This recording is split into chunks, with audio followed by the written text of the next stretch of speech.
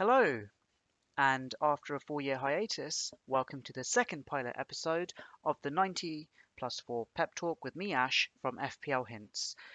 We'll talk about the game week that's gone, as well as the game week ahead of us. So without further ado, let's get started.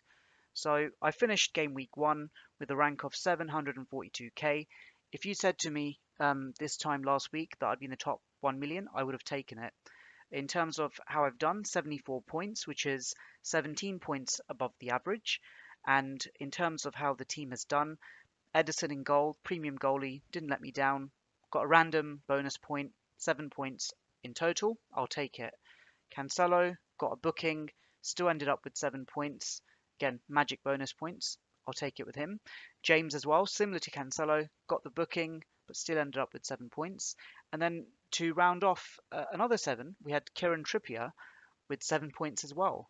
So all in all, 4 sevens there was absolutely fantastic.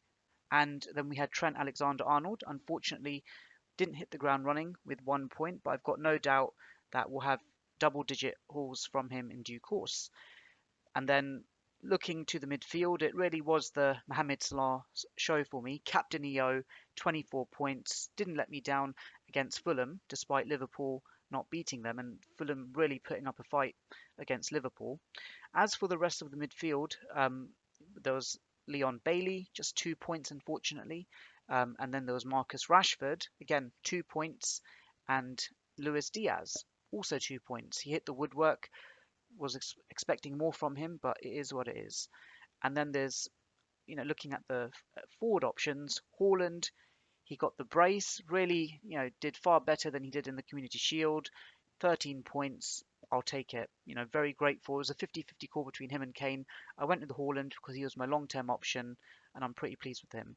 And then Jesus, 2 points.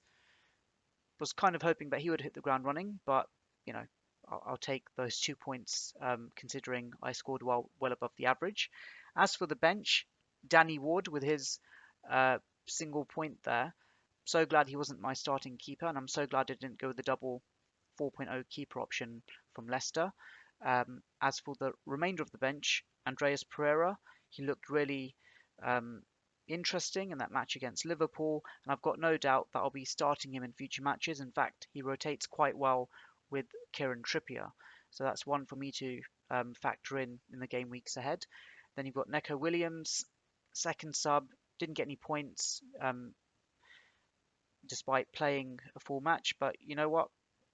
It is what it is. I'm just glad he started. And then Archer, he had one job, and that was to get 1 point. That's exactly what he did as my sub 3. So all in all, the bench didn't hemorrhage points, and the starting 11 delivered. With hindsight, I look at the options that I could have gone for. So with Luis Diaz, could have easily have been Kulusevski because I wanted cover for Son or Kane, and he hit the ground running, so I've got to consider getting him in at some point. And then Rashford, I spent the extra money instead of going for Martinelli. Again, that's another transfer that I could potentially review. So going into game week 2, as it stands, I don't intend on making any transfers. I'm happy with the squad as it is.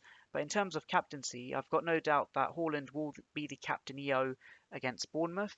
And, Salah would also be a viable captaincy option as well. But I feel, Haaland has shown me enough in that match against West Ham, and I'd be more than happy to captain him in game week 2. And then I'd hope that I've got 2 free transfers for game week 3. And like I've said, Kulusevski and Martinelli are on my radar, so we'll see what happens. So apart from that, if you've had a bad start to the game week, fair not. You've got plenty more game weeks to make up lost ground. And apart from that, may your mind be serene, may your arrows be green. Take care and all the best.